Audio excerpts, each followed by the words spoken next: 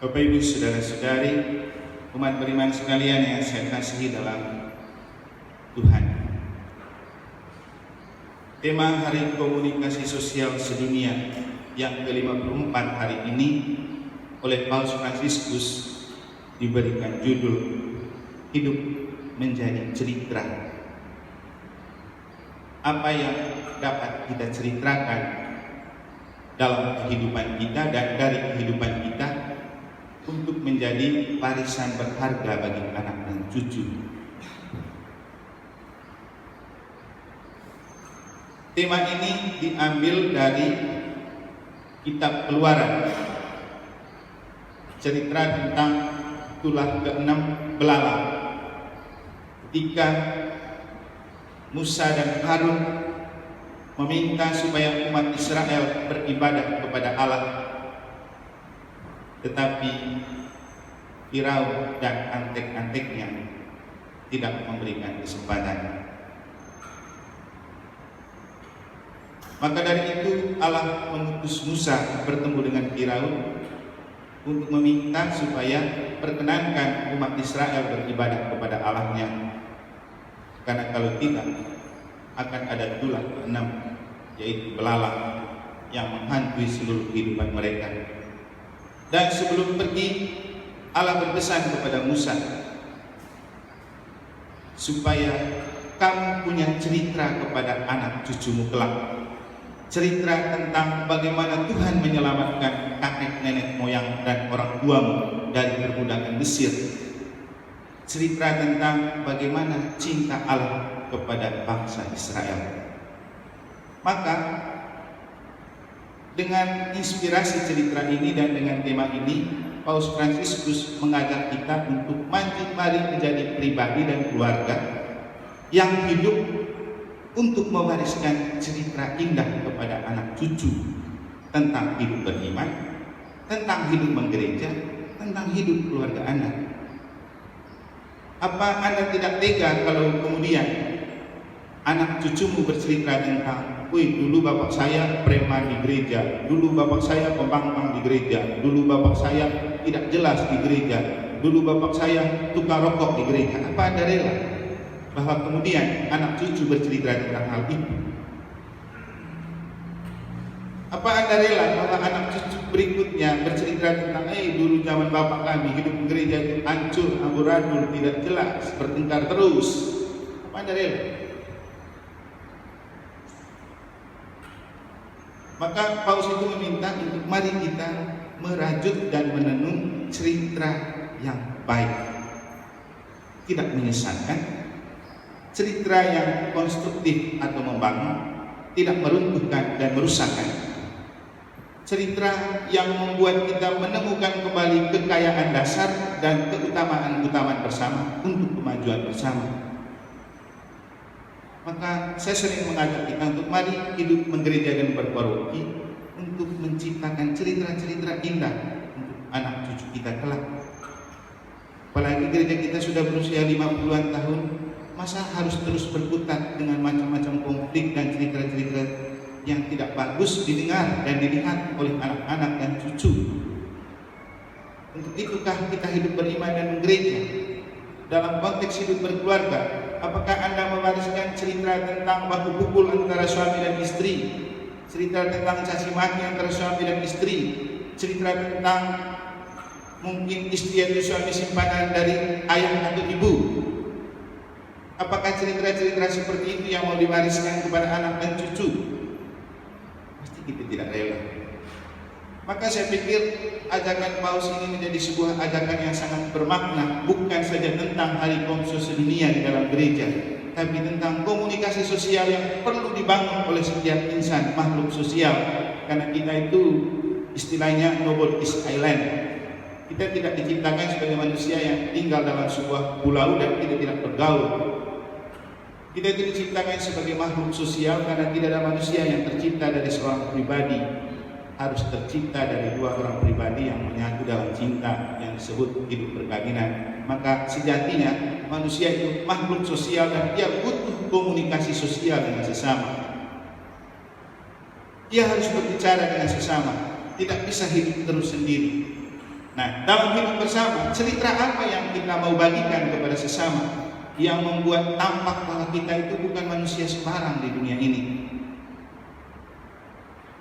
Tadi malam itu di tangga depan jembatan kita duduk-duduk, ada Adi, ada Pras, ada Bapak Eca, ada Bapak. Lalu kan Deta mau buat link bisa hari ini, lalu dia tanya, Romo benar ini temanya hari Kongso Sedunia besok. Nah, apa itu? Hidup menjadi cerita yang membangun, bukan merusakkan. Pokoknya begitu dia bilang. Lalu Adi bilang apa? Wih, berarti besok aku kalau jadi bapak, aku cerita kepada anakku, dulu bapakmu itu pernah jadi lektor, pernah jadi masmur. Nah, iya, memang cerita itu yang perlu diceritakan kepada anak cucumu kelak.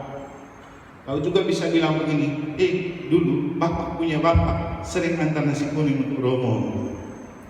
Jadi terus tiba-tiba Frans bilang, nanti kalau aku jadi pembangkang di paroki Romo, berarti yang diceritakan dulu bapakmu ini tukang pembangkang di paroki. Kan kita menceritakan apa yang real kita alami dan kita lakukan. Maka hiduplah sebagai orang Katolik yang baik, anggota gereja yang baik, orang tua yang baik, keluarga yang baik, supaya itu yang tertanam di dalam benak dan ingatan anak-anak dan cucumu. Saya sendiri mengalami hidup dalam keluarga, ada satu hal yang terus terekam baik di dalam pribadi saya yang susah saya lupakan sebelum saya masuk seminari. Dan apalagi setelah saya masuk seminari, apa yang dilakukan? Orang tua saya sejak saya masuk seminari rutin berdoa rosario setiap hari.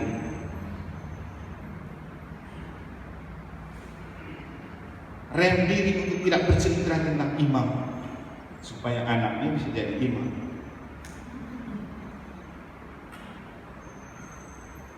Dan memang selalu mengajarkan hal-hal positif. Menerima siapapun yang ada dan datang ke rumah. Punya kopi, kasih kopi, punya makan, kasih makan. Dan itu betul-betul tertanam. Dan itu menjadi cerita indah yang diwariskan turun-temurun. Maka kepada adik-adik dan kepada keponakan-keponakan saya, juga selalu saya bilang, ingat, kita punya bapak yang tidak egois. Kita punya bapak yang relawan, yang dermawan, yang mau bergaul dengan siapa saja,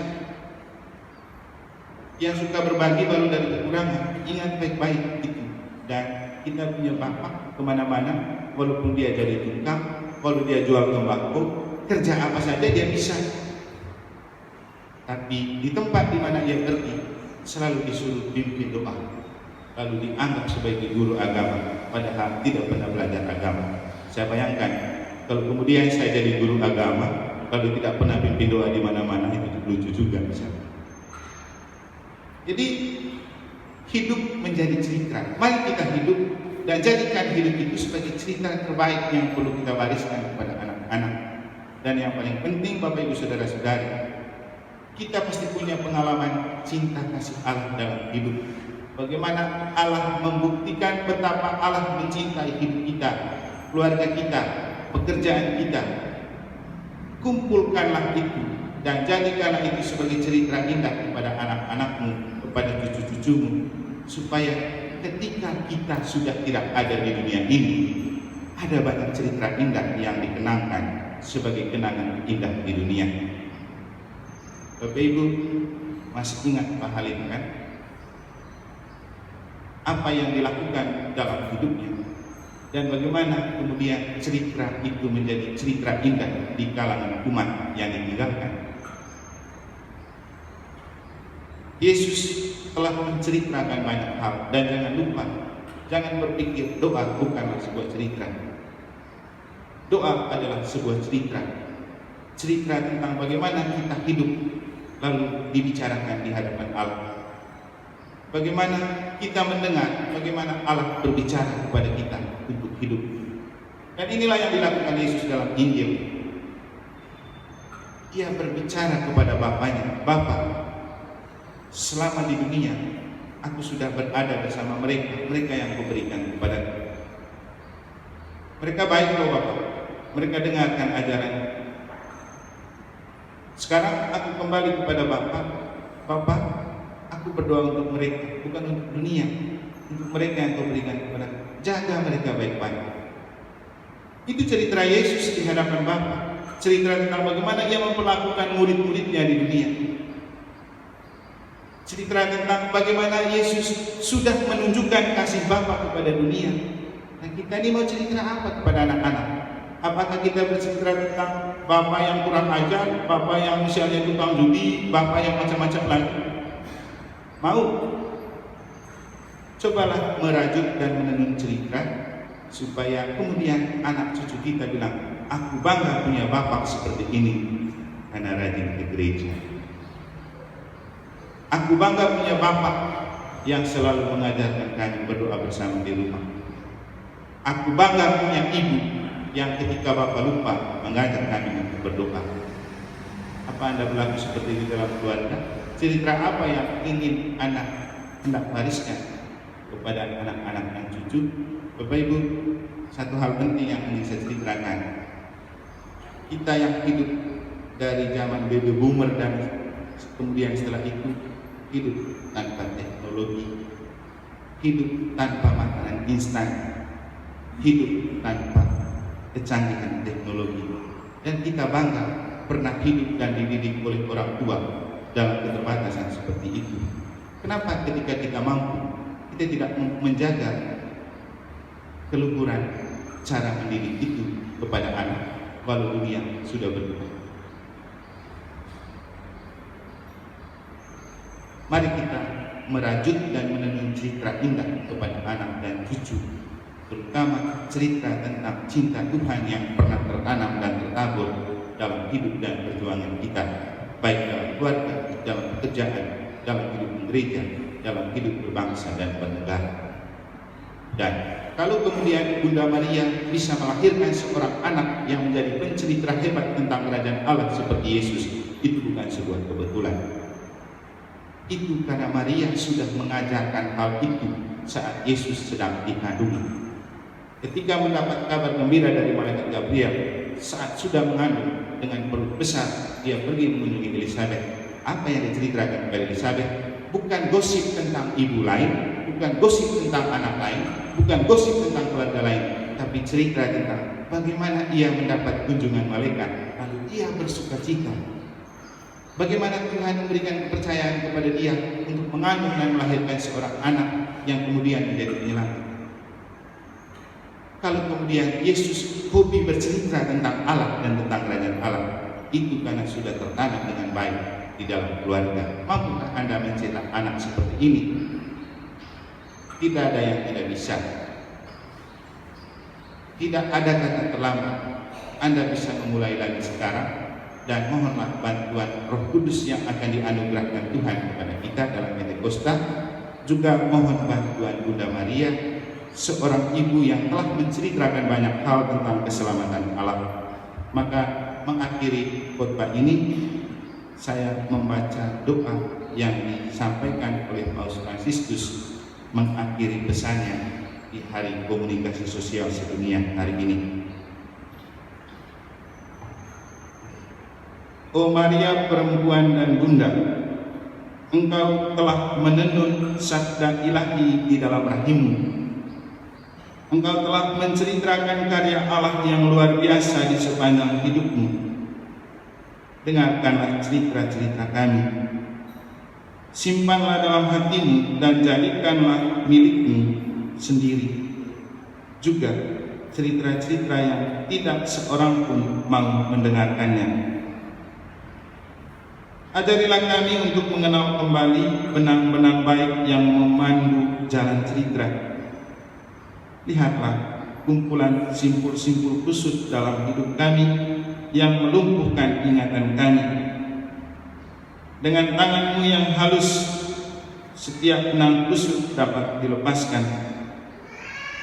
Oh wanita yang penuh roh, ibu yang penuh kepercayaan,